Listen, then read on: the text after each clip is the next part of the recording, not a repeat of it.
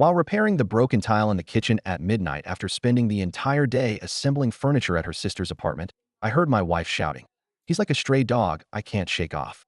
I said quietly, "I'm your husband." She replied, "No, you're my handyman with feelings." Today she left me a list of chores as long as my arm. It was nearly midnight, and I was crouched on the kitchen floor with dried grout stuck to my hands, a cracked tile under my knees, and the worst crick in my back I've felt in years.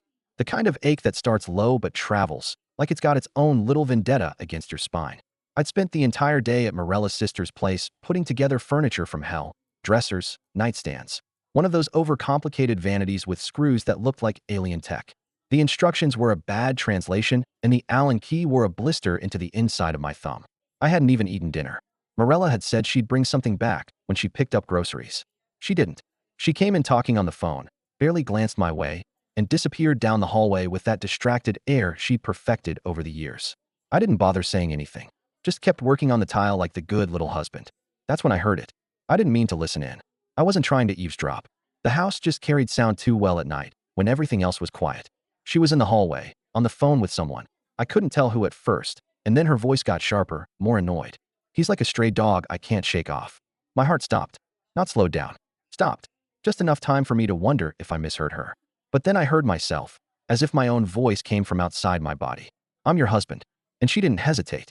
Didn't soften. "No, you're my handyman with feelings." I didn't know what to do. I didn't stand up. I didn't yell. I didn't cry. I just sat there, kneeling on that cold tile floor like a man praying to something that stopped listening a long time ago. I didn't say a word about it the next morning. She left early. Didn't make eye contact. Just left a handwritten list on the counter next to the coffee pot. Stuff she wanted done, some minor, some insane. Patch the paint in the guest room. Fix the hallway light. Clear out the garage. Call the city about the recycling bin. On and on. I looked at the list, then at the coffee pot, and then out the window at the dead grass that had gone untouched since last fall. I sat down at the kitchen table and just stared at the wall. I wish I could say that was the moment I got angry. That I stormed into her sister's house, flipped a coffee table, made a scene. But that's not me. I've never been the dramatic type. I was raised to keep things quiet. Handle things on your own. Fix the problem with your hands, not your mouth. But this wasn't a leaky faucet. Morella and I met 13 years ago at a friend's barbecue. She was wearing a mustard yellow sundress, and she smiled at me like she knew I'd be trouble and liked it anyway. She had this laugh. God, that laugh. It sounded like a car engine failing to start, full of stops and starts and real joy. I remember thinking she was the loudest woman I'd ever met. But in the best way. We got married 2 years later. Bought a modest house in a neighborhood where everyone mows their lawn on Sundays and hangs up flags in June. I worked maintenance at the high school. She was a dental hygienist. We wanted kids. Tried. Failed. Tried again. Then came the miscarriages. Silent ones, the kind that happen before the world even knows you're pregnant. She changed after the third one. Stopped laughing. Started sleeping with the TV on. She got colder, quieter, more efficient. Like she was editing herself down to the bare minimum of human emotion. And I just tried to fix things. Thought if I did enough around the house, bought her favorite wine, rubbed her shoulders without asking for anything in return, maybe she'd thaw out. She didn't. 2 days after the handyman with feelings comment, I came home to find her sister Bianca in the living room. She looked nervous. Morella wasn't home. Bianca stood up like she was bracing herself. "Darren, hey. Can we talk for a sec?" "Sure," I said slowly. "Everything okay?" She hesitated, then sat down again, folding her hands in her lap like she was waiting for a verdict. "I probably shouldn't be the one to say this, but you deserve to know. Morella's been seeing someone." I didn't say anything, not because I was in shock, but because I'd already guessed. "She met him through that new hardware store. Rafter and Nail, over on Main." I nodded. "Yeah, I know the place. He's the owner. Avery something." I laughed, not because it was funny, but because of course it was the hardware store guy. I just thought, she doesn't treat you right. And you're a good man, Darren. You've always been good. "Thanks," I said softly. But I think I already knew. She looked surprised. "You did? Not officially. But you know when someone stops looking at you. Stops touching you. You know." When Morella got home that night, she had a bag of takeout and a tired look on her face. Like the world was one giant inconvenience, and she was barely hanging on. I stood by the sink. Waited. "You seeing someone?" I asked. She didn't answer at first. Just put the food on the counter and opened a cabinet. "Morella." She finally turned. "Yeah, I am." She looked me in the eye. No guilt. No regret. Just resignation. "For how long?" "A few months." "Why?" She shrugged. "Because I needed to feel something again." "And you couldn't talk to me?" "What would that have done?" "You'd just apologize and offer to fix the gutters." I stood there, trying to hold my breath steady. "I'm your husband. No, she said again. You're the man I live with. The one who still thinks acts of service are the same as love. And you think screwing someone behind my back is love? She flinched. Don't turn this into some soap opera. You made it one. We didn't speak for a long time after that. I didn't leave right away. I stayed. And I made it look like I was fine with it. I played the game. Fixed the things she asked for. Cooked dinner. Made small talk. All while collecting documents, copying statements, moving money quietly into an account she didn't know about. I saw a lawyer. Explained everything. We drew up the papers. The case built itself. When I finally left, I didn't yell. I didn't slam a door. I just packed my tools, some clothes, and a few old photos, and I slipped a letter under the toaster. Then I walked out, and I didn't look back. I didn't go far. I rented a little place out by Lake Wallenpaupack. Nothing fancy, just a one-story fixer-upper with creaky floors, an old oil furnace, and windows that barely sealed out the cold. But it had a decent view of the water and enough space for me to breathe. And that's what I needed most. Space. Air. A place where my worth wasn't measured by how many things I could fix or how quietly I could put up with being invisible. The first few nights alone were weird. Quiet in a way that didn't feel peaceful yet. More like the silence after someone slams a door and leaves.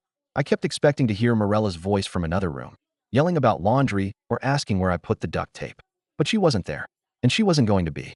I made a habit of drinking a single beer on the porch every evening after work. Same time, same chair. Just me, the sound of cicadas, and the lake blinking silver in the fading light. It became a ritual, something mine. No lists, no demands, just stillness. I didn't tell many people what had happened. My coworkers knew something was up. My buddy Hank from custodial asked if everything was okay, and I gave him the usual, yeah, just needed a change of pace answer. He didn't push. That's the thing about middle-aged men. We don't dig unless we have to. We just offer a beer and sit next to each other in silence. Bianca texted once. Just a simple, heard you moved out. I hope you're okay. I'm sorry again. I didn't respond right away. Took me a week to type out. You were right to tell me. Thanks. She never brought it up again. About a month after I moved, I ran into Morella. It was at the Lowe's in town, of all places. I'd gone in for a new door hinge and came out with a wrench I didn't need. Old habits die hard. She was standing near the paint aisle, flipping through swatches. She looked tired. Not in the usual way, but worn out like an overused shirt, faded at the edges. She saw me before I could duck away. We both froze for a second. Hey, she said cautiously. Hey. Long pause. Then, you look different. Yeah, well, I sleep now. That caught her off guard. She gave a soft, half-hearted chuckle. Right. Still with Avery? She stiffened. Yeah. Okay. Another beat of silence. I wasn't going to fill it for her. Darren, she started, but I shook my head. You don't owe me anything. I know. She looked down, fiddling with the corner of a swatch. Are you happy? I asked. She didn't answer right away. I don't know, she said eventually. It's different. Quieter. Quiet's not always peace. I know. I nodded. Take care, Morella. You too. We didn't hug. Didn't smile. Just turned and went our separate ways. I started working on the house more seriously after that. Ripped up old carpet. Painted the living room a color I liked without asking for a second opinion. Took my time with the trim. Ordered real food instead of frozen stuff every night. I'd forgotten what it felt like to live for myself. Not in a selfish way. Just in a normal way. To buy peanut butter because it's the kind I like, not because it's the right brand. To watch a movie I want to see, not whatever reality garbage happened to be on. I even picked up coaching again. One of the assistant principals at the school mentioned they were restarting JV baseball in the spring and needed help. You still got your glove? He asked. I smiled. It's in the truck. The kids were rough around the edges. Some were only there because their parents made them. But some had fire. And I remembered why I used to love it. Watching a kid connect with a ball for the first time, that mix of shock and pride on their face, made me feel useful in a different way. Then, one night, I got a letter in the mail. No return address. Just my name in her handwriting. Inside was a short note and a photograph. The note read, I found this while cleaning out the closet. Thought you might want it. M. The photo was of us in Maine, 10 years ago. Summer trip.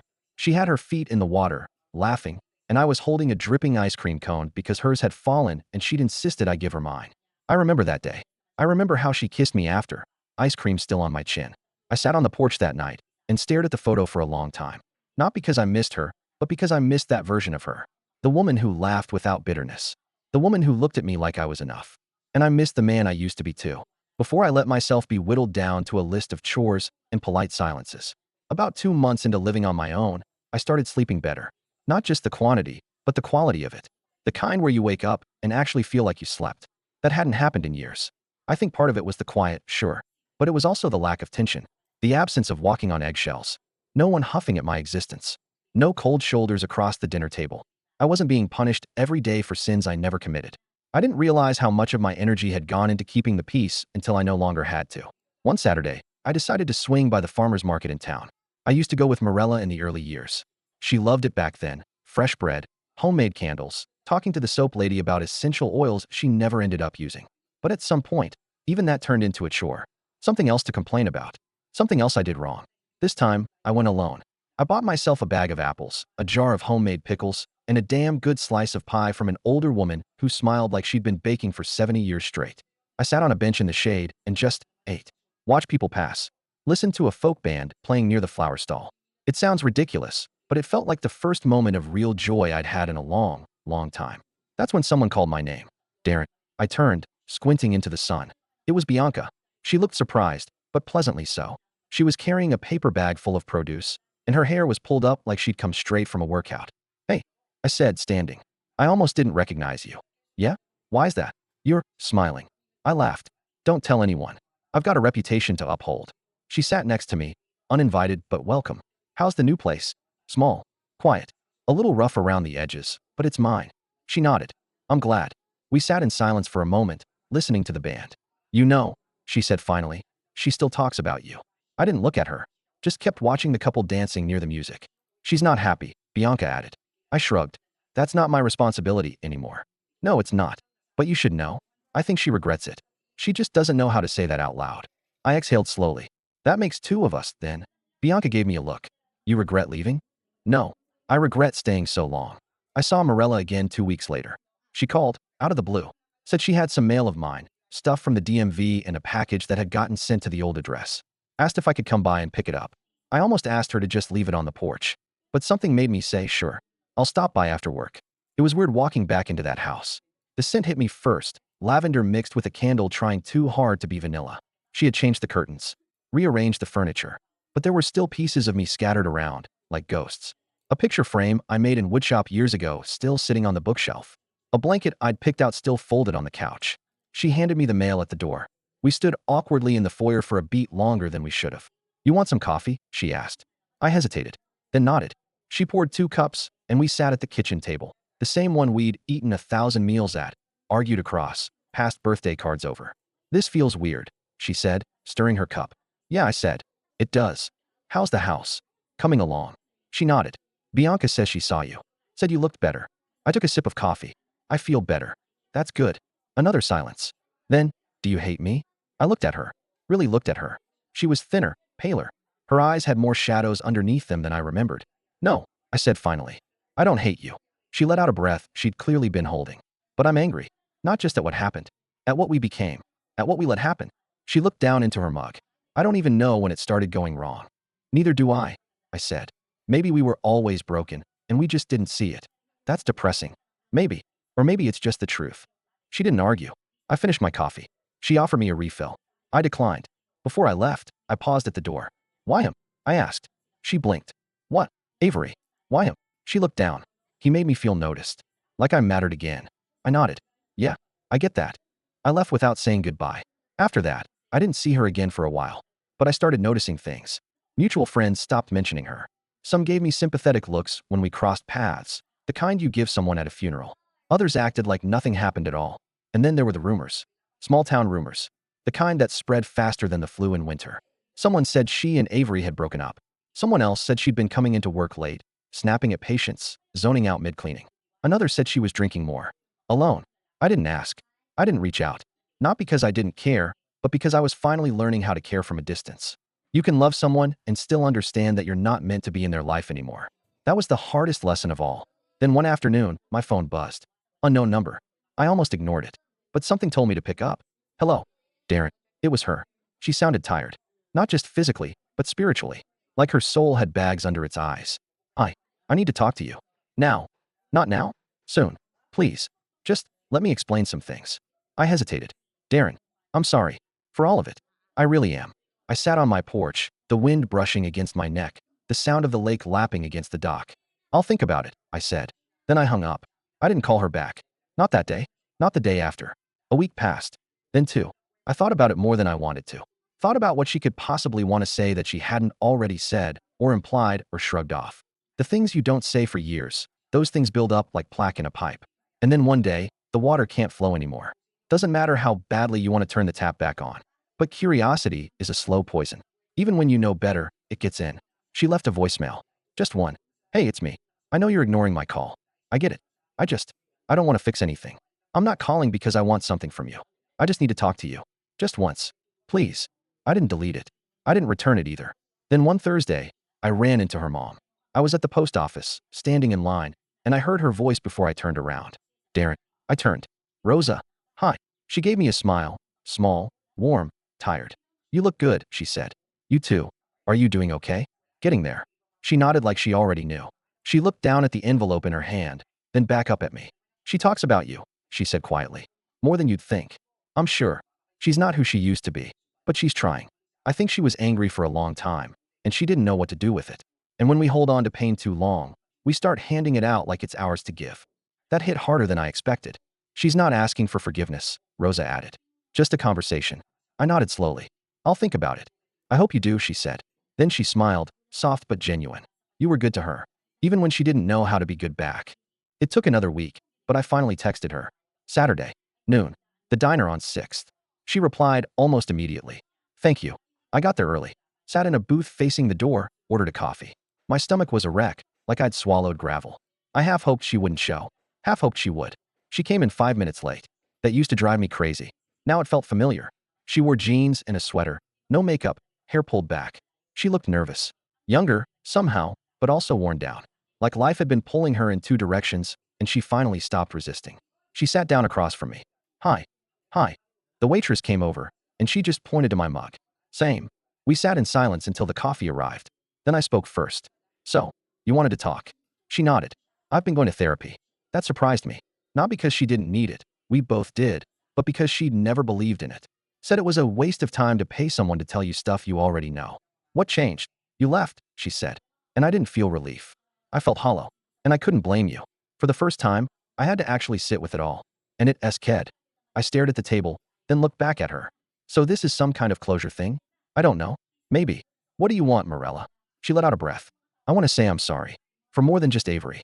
For all of it. For treating you like a fixture in the house. For making you carry it all. I want to tell you that it wasn't about you not being enough. It was about me not knowing how to be anything other than disappointed. In myself. In life. In everything. I didn't say anything. Just kept listening. She continued, voice quieter now. We lost those babies, and something in me broke. And instead of grieving, I just got angry. At myself. At you, at the world. You tried to keep us going, and I resented you for being steady when I wasn't. I hated that you didn't fall apart like I did. I did fall apart, I said quietly. I just kept getting up afterward. She nodded. I see that now. She reached into her bag, pulled out something wrapped in tissue paper. Set it on the table between us. I found this last week, she said. I unwrapped it. It was the tiny knitted hat from the hospital. The one they gave us after the second miscarriage. We kept it in a box. I didn't even know she still had it. I held on to it because it reminded me of what we try to have, she said. And what we lost. I thought you should have it now. I stared at it. My throat tightened, but I didn't let anything spill out. I just nodded. Thank you. We sat there in silence for a while. Not awkward. Just quiet. Like two people remembering a language they used to speak fluently. Finally, she said, I don't expect us to be anything. I'm not here to ask for you back. I just needed to look you in the eye and tell you I was wrong. I looked at her. You were, I said. But so was I. I let it all rot too long. Stayed silent when I should have spoken. I wanted to be the good guy so badly that I disappeared. We sat there, two ghosts with coffee cups. After a while, she smiled. It was small. Not the kind of smile that tries to fix anything. Just one that acknowledges the weight of things. I'm glad you came, she said. Me too. Then we stood up, and I watched her walk away. She didn't look back. And neither did I. After that last meeting at the diner, I didn't see Morella again for a while. Not because I was avoiding her. There just wasn't anything left to say. We'd said our piece, and what remained was just air. I kept the little knit hat. Put it in a box with a few other things I wasn't ready to throw away but didn't want to see every day. Photo strips, a cork from the bottle of wine we drank the night we found out she was pregnant the first time. The note she left in my lunchbox on our 5th anniversary. You don't always burn it all. Sometimes you just store it somewhere quiet. Life rolled on. Baseball season started, and the kids kept me on my toes. One of them, Jordan, had a wicked fastball and no control whatsoever. I spent hours working with him, half a coach, half a therapist. The kind of work I'd always loved. I found purpose again. Real purpose. Something not built on someone else's expectations. I made friends. Actual friends. A couple of teachers invited me out for trivia nights, and I even joined a bowling league. Bought my own shoes and everything. Started cooking again. My kind of food. Hearty, flavorful, a little messy. No more salads with chickpeas and weird vinaigrettes. I laughed more. I smiled at strangers. I started living the way I used to before life got so damn complicated. And then came the job offer. It was the principal, Mrs. Ashby, called me into her office and said, "How would you feel about coming on full-time? As facilities manager. Benefits, better pay. You'd still have time to coach." I took the weekend to think it over, but I already knew the answer. "Hell yes," I said on Monday morning, shaking her hand. 2 months after that, I heard about Avery. He'd left town. Rumor was his business had tanked. Rafter and Nail closed up shop practically overnight. Word around Main Street was that he had a string of unpaid invoices and had burned through money fast. The kind of guy who looked good on paper but couldn't hold it together when things got tough. And Morella? She'd stayed behind. Started driving further for work. I heard she took a second job. A friend told me she sold a few of her mom's antiques to free up space, but we all knew what that meant. I didn't feel giddy about it. I didn't feel triumphant. What I felt was this quiet, steady rightness, like the scales had evened out. Not because she was struggling, but because I wasn't anymore. The best revenge, it turns out, isn't watching someone fall. It's walking past them while you rise. A few months later, I ran into her again. It was at the same grocery store, different aisle. I was picking out produce, something I'd gotten surprisingly good at, and she was pushing a half-empty cart. She looked tired. Older. She was alone. "Darren," she said, almost startled. "Hey," I said casual. "You look good." "Thanks." She glanced at my cart. "You cook now." I smiled. "Always did. Just not for me." She didn't say anything to that. Then, quietly, "I heard about the promotion." "That's great." "Yeah, it is." She stood there, awkwardly holding a bag of spinach she clearly didn't want anymore. "I'm glad things worked out for you," she said. "They still are." She smiled, but it didn't reach her eyes. Then she gave a small wave and walked away. I watched her go, not with sadness or anger, just awareness. The woman I'd once loved was gone. What remained was someone who had made her choices, just as I had made mine. And mine had led me here, on my feet, with calloused hands, a full fridge, and peace in my chest. That night, I got home and sat on the porch like always. Cold beer in one hand, the warm breeze pushing the scent of pine off the lake. I looked out at the water and let myself feel something I hadn't felt in years. Closure. No drama. No revenge fantasy. Just the knowledge that I'd survived it, learned from it, and come out stronger on the other side.